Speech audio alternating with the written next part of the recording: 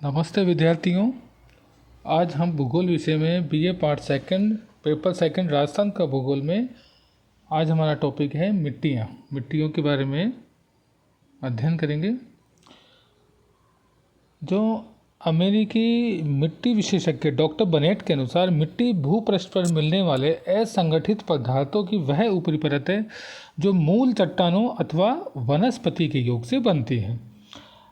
राज्य में वृहत रूप से निर्वासित अथवा तथा अवशिष्ट मिट्टियाँ पाई जाती है। निर्वासित मिट्टियों में मिट्टियाँ वाहित पदार्थों जैसे कांप, बालू एवं सिल्ट को प्रदर्शित करती हैं जो मुख्य रूप से नदियों की घाटी में संचित होती है, जबकि अवशिष्ट प्रकार की मिट्टियाँ नीचे स्थित चट्टानों के तात्विक परिवर्तन का प्रतिफल है जो मुख्य रूप से पर्वतों, पहाड़ियों एवं पठारों पर पाई जाती है।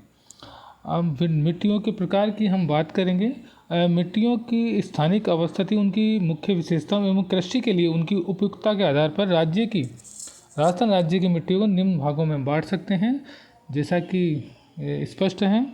पहला है रेतीली मिट्टी, जिसका विस्तार पश्चिमी राजस्थान के रेतीली मैदान में है और ये पुनः 4 भागों में है। रेतीली बालू मिट्टी जो गंगानगर, हनुमानगढ़, बीकानेर, चूरू, जोधपुर, जैसलमेर, बाड़मेर और झुंझुनू जिले में मिलती हैं। यहाँ की मिट्टी में लवण मात्रा पीएच मूल्य अधिक होता है और जैविक पदार्थों की कमी पाई जाती है। और दूसरी है लाल रेतीली मिट्टी, नागौर, जोधपुर, पाली, जालोर, चूरू, झुंझुनू के कुछ भागों में पाई जाती है। और तीसरी इसमें पीली भूरी रेतीली नागौर और पाली जिलों में पाई जाती हैं। इसे स्टेपी मिट्टी भी कहती है, कृषि के लिए उपयुक्त है। और चौथी है खारी मिट्टी है। यह मिट्टी बाड़मेर, जैसलमेर, बीकानेर, नागौर की निम्न भूमियों अथवा गर्तों में पाई जाती है। दूसरी जो मुख्य है भूरी रेतीली मिट्टी, ये बाड़मेर, जालौर, जोधपुर, सिरोही, पाली, नागौर, सीकर और झुंझुनू में मिलती है और इसमें फास्फेट के तत्व अच्छे होते हैं। मिट्टी की उर्वरता नाइट्रेट के रूप में नाइट्रोजन की उपस्थिति के कारण और अधिक बढ़ जाती है। तीसरी हमारी मिट्टी है लाल में पीली मिट्टी। यह मिट्टियाँ सवाई माधोपुर, करौली, भीलवाड़ा, अजमेर, सिरोही जिलों में मिलती हैं और लाल में पीली मिट्टी इस क्षेत्र में एक साथ मिलती है। मिट्टियों में कार्बोनेट और ह्यूमस की कमी, यह ग्रेनाइट, सिस्ट, नीस इत्यादि चट्टानों के टूटने से बनती है। इसके कुछ मुख्य प्रकार भी है जैसे रेतीली मिट्टी, छिछली अथवा सतही मिट्टी, गहरी, मध्यम, भारी मिट्टी, लाल लोमी मिट्टी। लाल लोमी अब है चौथी है लाल लोमी मिट्टी, डूंगरपुर, उदयपुर के मध्य व दक्षिणी भागों में पाई जाती है। यह लाल मिट्टी प्राचीन स्फटिकीय या क्वार्टजाइट और कायांतरिक चट्टानों से निर्मित हुई है। यह मिट्टी लोहे कण के सम्मिश्रण के कारण लाल रंग की दिखाई देती है। औसत रूप से इस मिट्टी में नाइट्रोजन, फास्फोरस, ह्यूमस आदि कम पाए जाते हैं। इसमें उर्वरा शक्ति विभिन्न स्थानों पर विषम होने के कारण विभिन्न फसलें जैसे मक्का, चावल व गन्ना आदि बोई जाती हैं। पांचवी है मिश्रित लाल काली मिट्टी। ये मिट्टी भीलवाड़ा, उदयपुर के पूर्वी भागों, चित्तौड़गढ़, डूंगरपुर व बांसवाड़ा में मिलती है। लाल मिट्टी मालवा पठार की काली मिट्टी का ही विस्तार है और यह बलुई मटियार अथवा बलुई दोमट के रूप में मिलती है। इसमें साधारणतया फास्फोरस, नाइट्रोजन, कैल्शियम और कार्बनिक पदार्थों की कमी होती है। कपास, मक्का की खेती के लिए उपयुक्त है। छठी है मध्यम काली मिट्टी। राज्य के दक्षिण पूर्वी भागों, झालावाड़, बूंदी, बारा, कोटा आदि जिलों में पाई जाती हैं। गहरे भूरे रंग की मटियार और दोमट के रूप में मिलती है। इनमें फास्फेट, नाइट्रोजन, जैविक पदार्थों की कमी है लेकिन कैल्शियम और पोटास पर्याप्त मात्रा में है।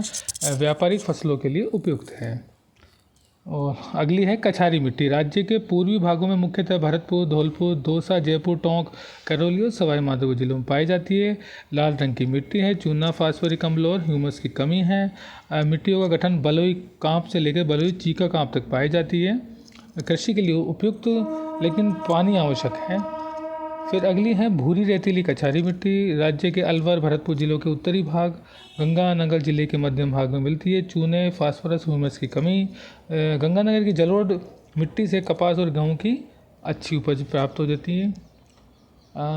अब हम नई पद्धति से मिट्टियों के बारे में जानेंगे। राजस्थान की मिट्टियाँ हैं, इसमें 5 प्रमुख भाग है। पहली है एरिडोसोल्स।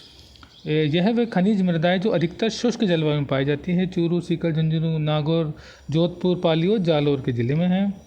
दूसरी है अल्फी सोल्स, ये भी जयपुर, दौसा, अलवर, भरतपुर, सवाई माधोपुर, करौली, टोंक, भीलवाड़ा, चित्तौड़गढ़, बांसवाड़ा, राजसमंद, उदयपुर, डूंगरपुर, बूंदी, कोटा, बारा, झालावाड़ जिलों में पाई जाती हैं। और तीसरी है एंटीसोल, पश्चिमी राजस्थान के लगभग सभी जिलों में इस समूह की मृदा पाई जाती है। चौथी है इंसेप्टिसोल, अर्ध शुष्क से लेकर आर्द्र जलवायु तक कहीं भी ये मृदा पाई जा सकती है, लेकिन शुष्क जलवायु में कहीं नहीं पाई जाती। पांचवी है वर्टिसोल, ये मृदाएं झालावाड़, बारा, कोटा, बूंदी जिलों में पाई जाती हैं और इसमें अत्यधिक क्ले उपस्थित होने से मटियारी मृदा की सभी विशेषता वर्टिसोल में पाई जाती है। अब हम बात करेंगे जो मिट्टियों में लवणीय क्षारीय मिट्टी की समस्या है। खारी और लवणीय भूमि को ऊसर, क्ले, रेह या नमकीन मिट्टी भी कहते हैं। सोडियम कार्बोनेट, सल्फेट, क्लोराइड के साथ कैल्शियम और मैग्नीशियम सारों के मिश्रण से रेह बनती हैं और इनकी मुख्य समस्या ऊसर भूमि क्षेत्र में जैसे जोधपुर, पाली, भीलवाड़ा, जयपुर, अजमेर, भरतपुर, टोंक, अलवर, नागौर, सिरोही, चित्तौड़गढ़ में अधिक है। ऊसर भूमि को सुधारने के लिए अगर खाली ज़मीन के समतल नहीं होने से ऊसर का प्रभाव है तो ज़मीन को समतल कर देना चाहिए और मामूली क्षारीयता को मिटाने के लिए गोबर का प्रयोग लाभदायक है। हल्की खाद के प्रयोग से भी ऊसर भूमि का सुधार किया जाता है और यदि साधारण तरीकों से भूमि नहीं सुधरे तो फिर रासायनिक पदार्थों को उपयोग में लाना चाहिए जैसे जिप्सम। और मिट्टी के अपरदन की समस्या भी है। मिट्टी जल प्रवाह, वायु वेग, हिमपात के द्वारा एक स्थान से बहकर उड़कर दूसरे स्थान पर एकत्रित हो जाती है। इस प्रक्रिया को मिट्टी अपरदन कहते हैं। मिट्टी अपरदन में जो जैसे गली इरोजन है, नाली नुमा, वो धरातल में कई फुट गहरे गड्ढे हो जाते हैं इसमें और मुख्य रूप से कोटा, सवाई माधोपुर, धौलपुर में वायु द्वारा भी होता है जो पश्चिमी राजस्थान में होता है शुष्क क्षेत्रों में।